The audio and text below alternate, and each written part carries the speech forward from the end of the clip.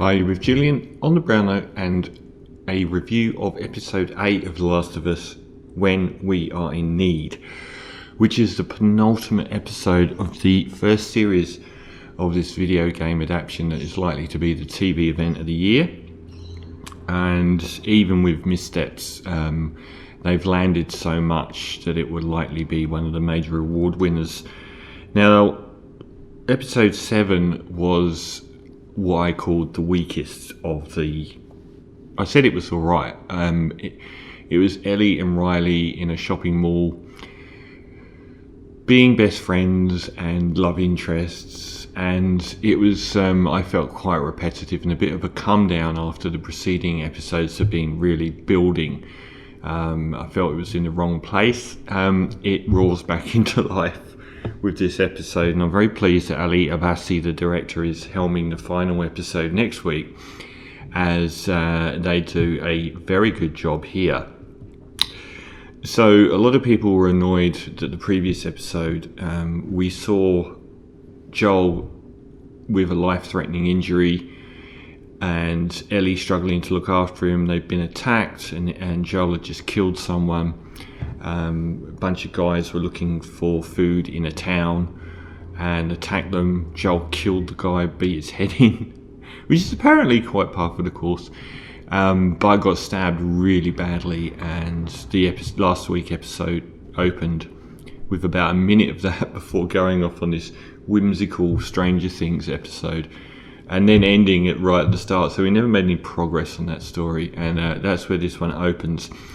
Like episode 6, it's another one involving a community that they come across, but also one involving really beautiful snow and ice, and the cinematography here is spectacular. And there's a real western feel to the ones where they've got the lots of, the landscapes covered in the snow, and it's really beautiful. This time around, Ellie goes off to hunt for food. Joel's still unconscious. He's virtually dead. She's sewed up his wound. He's been asleep for God knows how long, and she's starting to starve. And she ends up killing a deer, and unfortunately when she comes across that deer, she runs into the community that they're very close to, led by Preacher David, played by Scott Shepherd.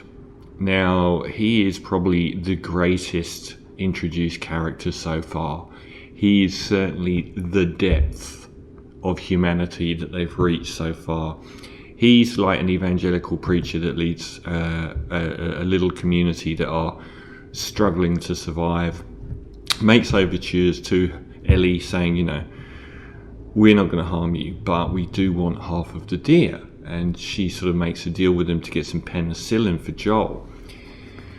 And one of the guys with Scott Shepherd's character heads off back to town to get the penicillin, and he has a one-on-one chat with Ellie. All of his one-on-one chats with Ellie, even the silly ones, are brilliant. They're so well done. And I think the acting from Bella Ramsey as Ellie is her high point in this episode.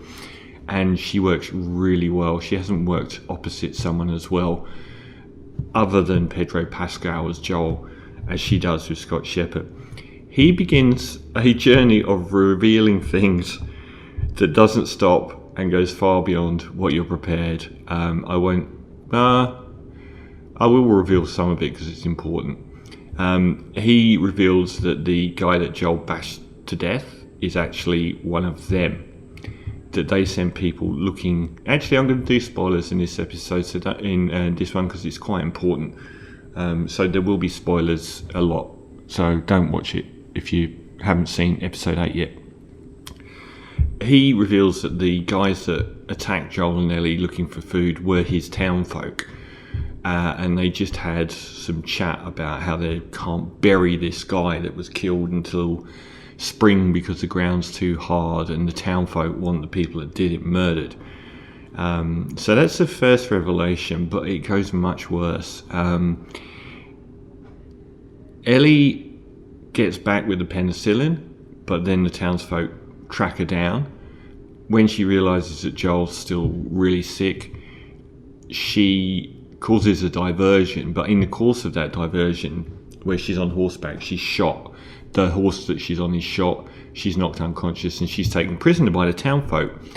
That's where it gets so messed up. This is so dark and it's wonderful. Scott Shepherd's performance here, it gradiates along so beautifully. He's charismatic as a preacher and everything, but the more he reveals about who he really is and what's really going on, the darker things get. And one thing I really love about the writing of this episode is the more you know, the more it causes you to reflect back on stuff that's happened and go, so it's Ellie works out that they're actually cannibals, actually eating people, and you're immediately taken back to the 4 townsfolk looking for food and going, that's what they were looking for, was some human meat. Not everyone in the town knows so. But then it gets even worse. Scott Shepherd's character, Preacher David, starts to reveal that he's an atheist. He doesn't believe any of this. He just knows that he can manipulate the townsfolk to do what he wants, and he wants Ellie to join him. And then it comes out that he's a pedophile. And you're like, well, at the start I didn't have atheist, cannibal, pedophile priest as the character. What transpires from there is some of the most thrilling, visceral and gut-wrenching stuff. Joel wakes up. He has his own battle where you see the side of him that has been alluded to all along about the darkness within him and what he's capable of, and he certainly shows that. And Bella Ramsey does an amazing job in the final 20 minutes of the episode where she goes through hell, and there's some violence here that's quite extreme. I'm guessing that given she is fighting off a paedophile, that they won't sort of call it out, but it's pretty extreme stuff. It's an emotionally shattering episode.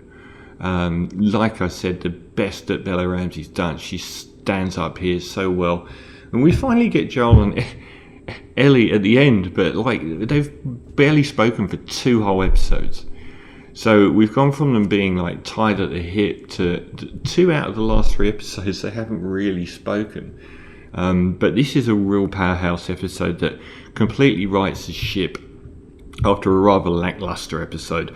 Very well written. I kept thinking back to stuff, thinking, Scott Shepherd's interaction with that teenage girl, oh no, because he talks to another teenage girl in it, and you're thinking, right, he's a pedo, isn't he? And yeah, the darkness that is in this guy, he turns completely demonic. He in a series that has alluded to the debasement of humanity. This is the most debased the program has got, and even though episode 5 was a lot grander in the numerical number of people involved in the climactic actions that were happening, and this one has very few, it probably hits harder. It's brutal stuff, excellent stuff. So hopefully Pedro will be back for the next episode, because he's barely said a word. Although he did do some nasty stuff in this episode once he woke up. I do agree. I saw one person online saying it's a bit ludicrous that he could have got back into shape so quick. I agree with that. And the other one was that when Preacher David is making overtures to Ellie, that it was all a bit far-fetched, even though like the acting from Scott Shepherd is fantastic and he sold it. I don't agree. I feel like he was the predator. I wasn't buying. He's a complete liar. I wasn't buying the stuff that he said to Ellie. It sounded like he was trying to manipulate her into the position he wanted, which wasn't a good one. And he paid. So a very strong 9 out of 10 for episode 8 of The Last of Us. When we're in need, one more to go.